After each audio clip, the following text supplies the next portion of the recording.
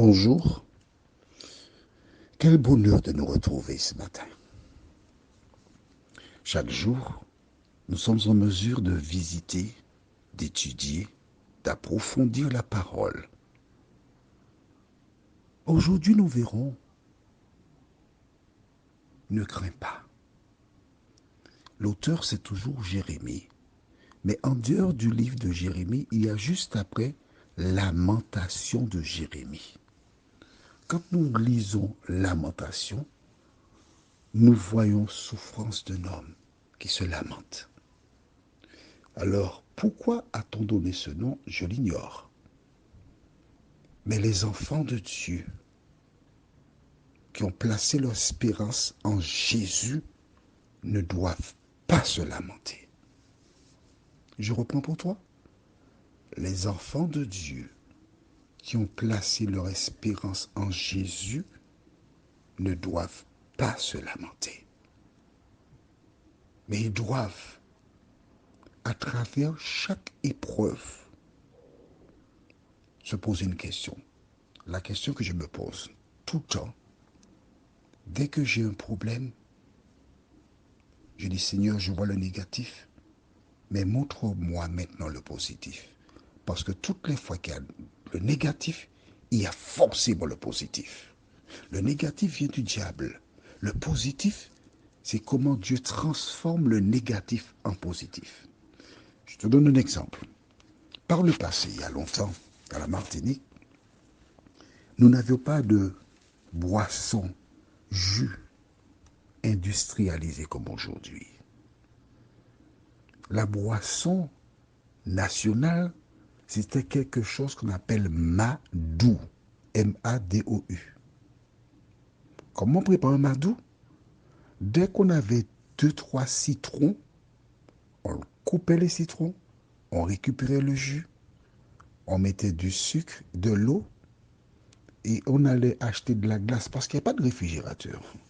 On achetait un morceau de glace qu'on mettait pour que ce soit bien frais, et c'était la boisson du pauvre. Plusieurs personnes qui rencontrèrent des problèmes, on leur disait, quand tu as une situation, fais un madou, transforme le négatif en positif. Mon ami, n'oublie jamais ce que je te dis là maintenant. Dès que tu as un problème, il y a une solution. Et tu découvriras que la solution, elle est magnifique. Juste avant de voir le thème du jour, prions. Seigneur, merci. Encore aujourd'hui, tu nous parleras. Encore aujourd'hui, tu nous conduiras. Tu nous rappelleras qu'en tant qu'enfants de Dieu, nous serons l'objet d'attaques, de menaces, de mauvais traitements. Mais nous croyons, Seigneur, que nous avons toutes choses en toi. Merci de continuer de nous éclairer, de nous fortifier, de nous vivifier.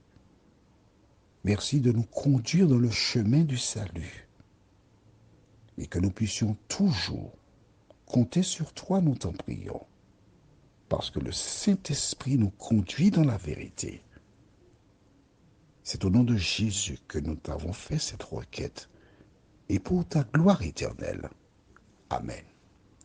Nous lisons donc dans Lamentation de Jérémie, chapitre 3, les versets 52 à 60. Ils m'ont donné la chasse comme à un oiseau. Ceux qui sont à tort, mes ennemis. C'est écrit dans la Bible. Toi qui m'écoutes là, est-ce que tu as un dossier en cours? Est-ce que tu as un problème ou bien est-ce que tu t'es joint à quelqu'un pour poursuivre, faire du tort à quelqu'un? Attention, hein? Quand tu te joins à quelqu'un pour combattre une autre personne, es-tu certaine ou certain que cette personne dit la vérité? Ou es-tu tout simplement trompé par quelqu'un et tu t'embarques dans un combat sans bâton. La Bible déclare, ils sont à tort mes ennemis. Lorsque le diable aveugle quelqu'un, il incite cette dernière à faire des choses abominables. Continuons verset 53. Ils ont voulu anéantir ma vie dans une fosse et ils ont jeté des pierres sur moi. Tu te rends compte? Et ces personnes estiment être dans la vérité. Voilà comment elles ont traité Jérémie.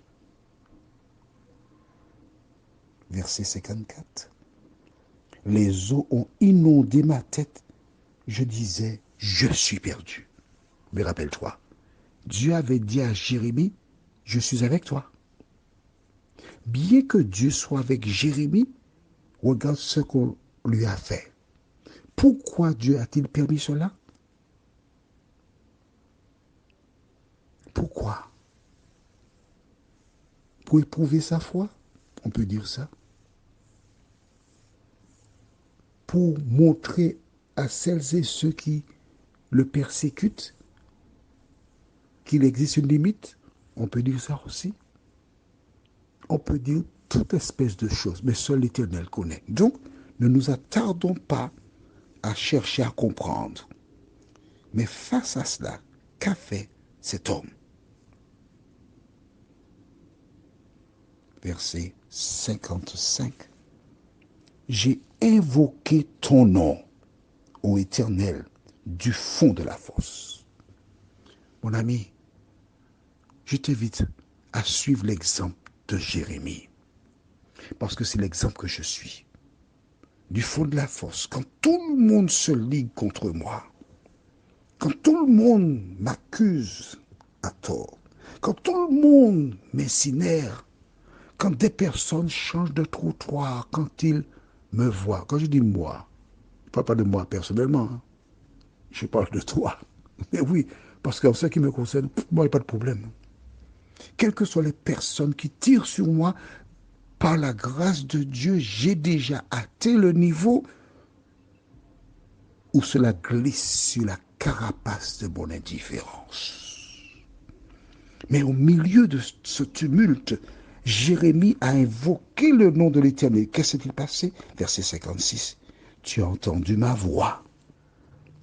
Ne ferme pas l'oreille à mes soupirs, à mes cris. Au jour où je t'ai invoqué, tu t'es approché. Tu as dit, ne crains pas. Amen. Ne crains pas. Ne crains pas. Ces personnes ont l'impression d'avoir pris de l'avance. Elles ont l'impression qu'elles vont gagner. Elles ont l'impression qu'elles vont te détruire. Elles sont contentes, elles se réjouissent. Mais ne t'en fais pas. C'est moi qui dirige la manœuvre. Verset 58. Seigneur, tu as défendu la cause de mon âme. Tu as racheté ma vie. Éternel, tu as vu ce qu'on m'a fait souffrir. Rends-moi justice. Et verset 60. Tu as vu toute leur vengeance, tout leur complot contre moi. Tu peux lire la suite, mais nous nous arrêtons ici. Est-ce que tu penses que tu es la première personne à souffrir d'injustice, de méchanceté? Non. Je voudrais que tu retiennes la parole que Jésus a prononcée. Jésus ou Dieu ou l'Éternel, c'est comme tu veux. Il a dit à cet homme, ne crains pas. Toi qui m'écoutes, ne crains pas d'aller vers Jésus. Ne crains pas de faire la volonté de Dieu. Ne crains pas les hommes. Prions. Seigneur, merci. Merci pour la parole. Merci pour le salut. Merci pour la vie éternelle.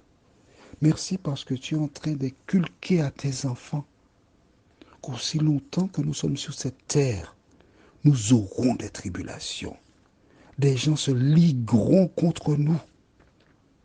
Mais aide-nous, Seigneur, à te demeurer fidèle. Fais-nous du bien. Comme toi seul peux le faire, nous t'avons prié. Au nom de Jésus, pour ta gloire éternelle. Amen. Je te souhaite une bonne journée. Et n'oublie pas, ne crains pas.